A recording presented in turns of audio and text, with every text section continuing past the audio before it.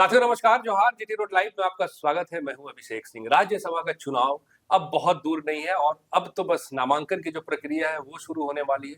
चंद दिनों की बात है, 1 से 2 दिनों के अंदर में नामांकन जो है उसकी प्रक्रिया पूर्ण हो जाएगी। लेकिन देखने वाली बात यह है कि ये वही राज्यसभा का चुनाव है जिसकी परिचर्चा और जिसकी परिपाटी आज से नहीं बल्कि विगत कई महीनों से जारी थी और कई एक कयास भी राजनीतिक गलियारों में लगाए गए। लेकिन अब धीरे धीरे जैसे जैसे वक्त नजदीक आ रहा है, आप देखते जाइए कि इसमें से पर्दा हटना शुरू हो गया है। कई एक प्रत्याशियों के नामों के पीछे जो धुंध था वो अब साफ होता हुआ नजर आ रहा है। आपको बता दें कि कांग्रेस से जहां एक नाम तय हो गया है वो नाम है प्रणव झा का, और वहीं झारखंड मुक्ति मोर्चा की ओर से भी बैजनाथ राम, जो पहले मंत्री रह चुके हैं, पूर्व विधायक रह चुके हैं, उनके नाम पे मुहर लग गई है। उसकी आधिकारिक घोषणा जो है वो हो चुकी है। वहीं भारतीय जनता पार्टी से लगभग ये तय है कि गौरव वल्लभ जो है वो राज्यसभा के प्रत्याशी होंगे। लेकिन आपको बता दें कि ये मामला और रोचक इसलिए होता जा रहा है क्योंकि परिमल नाथवानी, जो पहले भी राज्यसभा के सांसद रह चुके हैं, उन्होंने भी नामांकन प्रपत्र जो है वो खरीद लिया है। वहीं जो 5वां नाम आता है वो विजय साई रेड्डी का है। YRSCP से उनका नजदीकी संबंध रहा है, उसके साथ ही साथ चार्टर्ड अकाउंटेंट है। इन तमाम मुद्दों को जोड़िए और सब नामों को जोड़िए तो देखिए कि न सिर्फ गठबंधन में एक दरार नजर आ रहा है बल्कि उसके साथ ही साथ कौन इस चुनाव में अपनी उम्मीदवारी को साबित करेगा, ये भी अब रोचक होता जा रहा है। इसी मुद्दे को हम आगे बढ़ाएंगे। फ्रेम में हमारे साथ देख रहे हैं वरिष्ठ पत्रकार सरोज कंवर जी है। स्वागत है सर आपका। शुक्रिया। और इन 5 नामों के अलावे आपको क्या तस्वीर दिखता है सर, क्या होने जा रहा है? अब बताइए ना, सीधी सी बात है, 2 सीट है जी और उम्मीदवार कितने हैं? 5 है। अब जीतेगा तो 2 ही जीतेगा जी। लेकिन जो भी चुनाव में खड़ा होता है, मैदान में ताल ठोकता है तो इसी उम्मीद से ठोकता है कि जीत तो हमारी होगी। खेल रोचक हो गया अभिषेक भाई कि सबसे पहले तो JMM ने जी कल दावा ठोका कि हम 2 उम्मीदवार देंगे। खास लोगों ने कहा, कोई ऐसा वैसा नहीं, ये हेमंत सोरेन के करीबी लोग हैं जी। और ये हम जैसे लोग, सारे लोग, पॉलिटिकल पंडित भी कह रहे थे कि भाई परिवार का तो एक व्यक्ति जरूर होगा और दूसरा व्यक्ति हो सकता है कोई धन्ना सेठ हो। परिमल नथवानी की भी चर्चा चली रही थी जी। ये होगा, लेकिन परिवार से किसी की घोषणा नहीं हुई। ना कल्पना सोरेन की हुई, ना अजनी सोरेन की हुई, ना वसंत सोरेन की हुई। वसंत सोरेन थे एक बार लड़ चुके, किस्मत आजमा चुके हैं, हार गए थे। वसंत सोरेन जो भाई उनके अनुज है, छोटे भाई। अजनी सोरेन बहुत कोशिश की थी, उड़ीसा से अपने कार्यकर्ता को बुला ली थी, है ना, ढेरों कार्यकर्ता आए थे उड़ीसा से, मांग रखी थी। लेकिन ये कयास भी था सर, कयास भी था कि अजनी सोरेन उड़ीसा में उन्होंने झारखंड मुक्ति मोर्चा को जिस हद तक स्थापित किया, हाँ, पार्टी को काफी आगे तक लेके गए, ऐसा चर्चा था ही। हाँ बिल्कुल चर्चा थी। तो लेकिन और सबसे बड़ा तमाचा जड़ दिया है हेमंत सोरेन ने कि जो उन पर आरोप लगता है कि परिवारवाद है ना, परिवारवाद की पार्टी है JMM, है ना, सबको घर ही में पद रहता है। तो ऐसे लोगों के मुंह पर एकदम करारा जवाब है, ताला जड़ देना कहते हैं जिसे, कि भाई परिवार से नहीं। और दलित समाज से, आदिवासियों की पार्टी कही जाती है JMM, अब तक यही कही जाती है आदिवासियों की पार्टी, उसके बाद कह लीजिए थोड़ा महतो और मुस्लिम, ये लोग जुड़े होते हैं। लेकिन इधर आप देखिएगा निकाय चुनाव में भी आप देखिए कई लोगों को दिया वोट, लोग जीत कर भी आए दूसरे समाज के लोग। और आप देखिए दलित को भेज रहे हैं वहां, राज्यसभा भेज रहे हैं। तो ये चाह रहे हैं कि अब हमारी पार्टी के क्या बोलते हैं, विस्तार चाहते हैं। नहीं तो कहीं हर वर्ग में चाह रहे हैं। आगे आपसे पूछूंगा इस सवाल को सर, जरा ध्यान में रखिएगा। कहीं एक सामाजिक समीकरण को साधने की तो कोशिश हाँ तो है, तो क्यों कौन पार्टी नहीं करती? ये तो सामाजिक समीकरण है ना। किसी में हमको लेबल मत लगाइए, हम खाली आदिवासी और मुस्लिम और महतो की पार्टी नहीं है, सब समाज की पार्टी है। दलित भी हमारे यहाँ, ब्राह्मण भी हमारे यहाँ, अग्रवाल भी हमारे यहाँ, OBC भी हमारे यहाँ है, सब हमारे यहाँ। और हम ही जिंदा रहेंगे झारखंड में, कोई राष्ट्रीय पार्टी का नहीं चलेगा। आपको भी अपना रंग रूप बदलना पड़ेगा, झारखंडियत अपनानी पड़ेगी, तभी आप चल पाएंगे, नहीं तो नहीं चल पाएंगे। बाहरी उम्मीदवार को लेकर आएंगे आप। अब प्रणव झा को खड़ा कर दिया जी। अब प्रणव झा के बाद इन्होंने पत्ता फेंक दिया। आरोप लग रहा था ना प्रणव झा पर, बाहरी है ना, आपको अल्पसंख्यक नहीं दिखा, आपको OBC नहीं दिखा, आपको दलित नहीं दिखा, आपको आदिवासी नहीं दिखा, तो बता दिया भैया लोग। आदिवासी भी नहीं खड़ा किया कि हम लोग तो है ही आदिवासी, सत्ता में ही है। दलित को आगे ले आए, जबकि वो ऐसा नहीं, उनका भी संबंध बोकारो से है। प्रणव झा का पढ़ाई लिखाई सब यही हुई, पिताजी सर्विस में थे, जन्म भी बोकारो में हुआ, राजनीति की शुरुआत भी यहीं से की।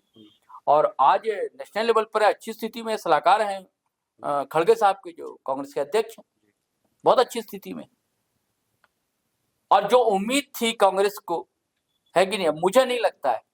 मुझे अब लग रहा है अभिषेक भाई कि जेएमएम का तो प्रत्याशी जीत उसकी तय, तो जीतेंगे। जो दरार की बात हम कह रहे थे लगातार, हाँ, जो विगत चुनावों में भी हमने देखा, तो अब तो ये सतह पे आती हुई दिख रही है। हाँ, तो बिल्कुल दिख रही, कैसे नहीं दिखेगी। आगे क्या दिखता है सर हाँ, फिर इसमें? अब तो देखिए, जेएमएम हेमंत सोरेन कह सकते हैं हाँ खड़ा कीजिए हम साथ में जी, कहने में क्या दिक्कत है। हाँ, गठबंधन के उम्मीदवार है, घोषणा भी कर देंगे हाँ भाई गठबंधन के 2 उम्मीदवार है। खेला क्या ना ये देखना है ना। शहजादा अनवर को भी खड़ा करवा दिया गया था और विधायक लोग वोट दे दिए दीपक प्रकाश को। उस समय भी भारतीय जनता पार्टी के पास अंक नहीं था, आज भी नहीं। अब ये है कि हेमंत बाबू किधर जाएंगे, गौरव वल्लभ की तरफ जाएंगे कि परिमल नथवानी की तरफ जाएंगे। सबसे बड़ा खेल हमको और लग रहा परिमल नथवानी से ज्यादा आश्चर्यजनक है इनका विजय, साई विजय रेड्डी का लेना। एक बार ये राज्यसभा सांसद रहे हैं लेकिन आंध्र प्रदेश से रहे, जब तेलंगाना का हिस्सा हो गया, जो पार्टी तेलंगाना की जिसका जिक्र आपने किया, और इनकी भी उद्योगपति हैं, कंपनी वगैरह चलती है। और बीच में इनका जुड़ाव उससे भी हुआ था, वो जो सीएम रहे थे कांग्रेस से, जगमोहन या क्या रेड्डी थे ना, उनके साथ भी संबंध रहा है। यानी कि ये आंध्रा के हैं जी, वाईएसआरसीपी पार्टी, हाँ, नई पार्टी, उससे भी जुड़ाव भी इनका है। और सेंट्रल में भी जुड़ाव रहा, कई कमेटी के अध्यक्ष, अध्यक्ष तो नहीं, मेंबर वगैरह रहे हैं वो। एक खबर ये भी है, कुछ मुझे याद आता है कि शायद इनकी कंपनी एक शायद यहाँ भी काम कर रही है, बड़का गांव की तरफ। सर देखिए, हाँ, बेसिकली चार्टर्ड अकाउंटेंट, हाँ चार्टर्ड अकाउंटेंट तो है, लेकिन उद्योगपति भी साथ में है। अब सीए बन गए होंगे, बाद में बिजनेस में आ गए तो वो गौण हो जाती है। लेकिन एक इज्जत के लिए भाई हम सीए हैं, हम टीचर हैं, हम पत्रकार हैं, लेकिन क्या हरिवंश जी पत्रकार हैं? अभी तो भाई स्पीकर हो गए। तो इस समीकरण में सर कहाँ फिट बैठते हैं? नहीं, मुझे सबसे आश्चर्यजनक लग रहा है परिमल नथवानी का, नहीं लग रहा।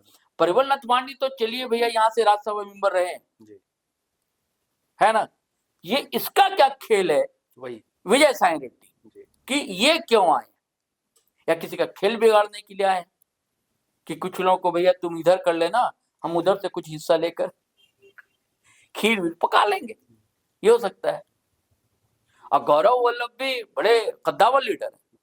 गौरव वल्लभ 2010 में भाजपा ज्वाइन करते हैं और थिंक टैंक माने जाते थे, मतलब भारतीय जनता पार्टी के। उन्होंने एक अटल बिहारी वाजपेयी पे किताब भी लिखी थी, पॉलिटिक्स ऑफ परफॉर्मेंस, ऐसी किताब थी, और उसका विमोचन नरेंद्र मोदी ने किया था पीएम रहते हुए।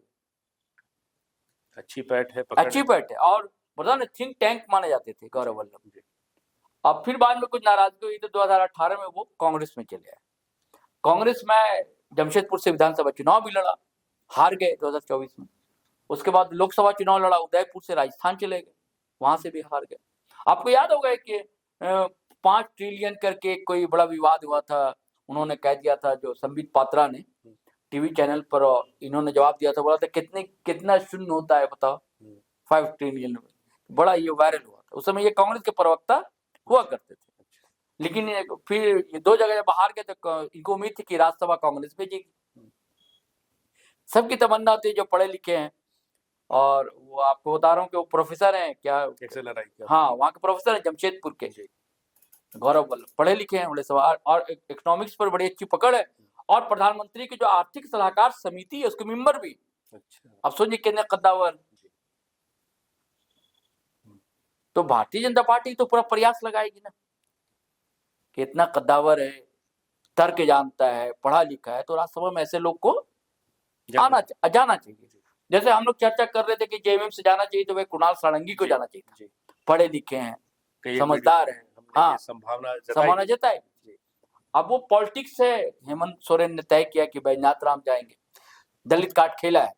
दूसरा नाम कौन होगा सर, अगर आप जैसा कह रहे हैं कि ऐसी रणनीति है और लगभग मुहर लग चुका है, हाँ, कि झारखंड मुक्ति मोर्चा दोनों सीट अब नहीं उठाएगा मुझे लगता है।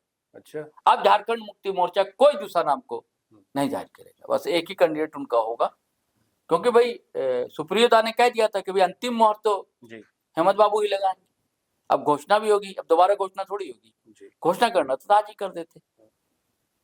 अच्छा, और वो अपने लोगों से जिनको समर्थन दिलाएंगे उसमें से जो 2-3 नाम है सब तो आ ही गए सामने।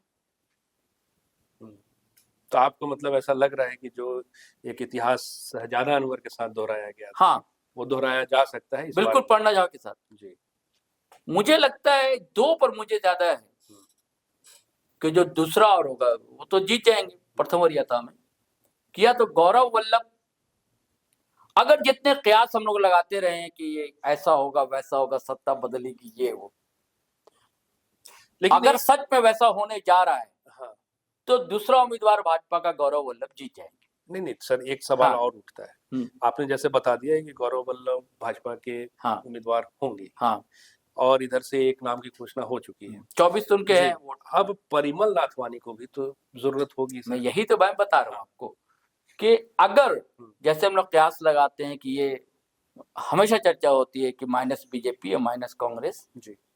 सरकार चल सकती है, बन सकती है, और जैसा भी फिर दुराव दिखा अभी, इन्होंने कहा सुप्रियो दास ने कि भैया एक तरफा प्यार नहीं होता है, फिर उधर से भी जवाब आया, ठीक है ना। तो ये सब अगर जैसी स्थितियां लग रहा है कि क्या ऐसी संभावना है, ऐसा हो सकता है, अगर ऐसा हो सकता है तो फिर गौरव वल्लभ जीत जाए, ठीक है। और अगर ऐसी कोई बात नहीं है तो फिर परिमल नथवानी दूसरा प्रत्याशी जीतने वाला वो हो सकता है, ये हमारी समझ कहती है अभिषेक भाई जी। हाँ, एक सवाल और आता है इसमें कि जो बिखराव दिख रहा है गठबंधन में, मुख्यतः झारखंड मुक्ति मोर्चा और कांग्रेस, हाँ, सीधा बिखराव दिख रहा है, टकराव दिख रहा है, ये दूरगामी क्या परिणाम दिखता है सर? वो तो आपको पता है कि जैसे हम लोग चर्चा करते रहे माइनस कांग्रेस माइनस बीजेपी सरकार, तो ये कितना दूर दिखता है सर? अब चूंकि अब तो बहुत हद तक मतभेद सामने नजर आ रहा है। इसकी ये रिजल्ट बता दे जी। हमने एक थंबनेल भी लगाया है कि रिजल्ट के बाद बंगाल वाला खेला हो सकता है जी। हाँ, जो आपने कहा है। हाँ, तो रिजल्ट के बाद, रिजल्ट में जो पता लग जाएगा ना किधर है भैया। अगर प्रणव जीत जाते हैं तो ऐसे कोई खेला नहीं, अगर प्रणव हार जाते हैं और गौरव वल्लभ जीत जाते हैं तो फिर खेला हो। ये तो साथियों सुना आपने, खेला हो भी सकता है, खेला नहीं भी हो सकता है, और ये अब बहुत दूर नहीं है, इसके लिए ज्यादा इंतजार नहीं करना है। 18 जून को राज्यसभा की दोनों सीटों पे चुनाव होना है, और देखिए उसके बाद क्या परिणाम आते हैं, और जैसा जो होगा हम आपको हमेशा अपडेट करते रहे। आगे भी कोशिश यही होगी कि आपको तमाम सूचनाएं देते रहें। आज के लिए साथियों बस इतना ही। जाते जाते आपसे वही आग्रह, अगर आपने हमारे चैनल को सब्सक्राइब नहीं किया तो जरूर से कर लीजिए, हमारे वीडियो को लाइक शेयर और कमेंट भी जरूर कीजिए। आज्ञा दीजिए, नमस्कार, जय हिंद, जय भारत।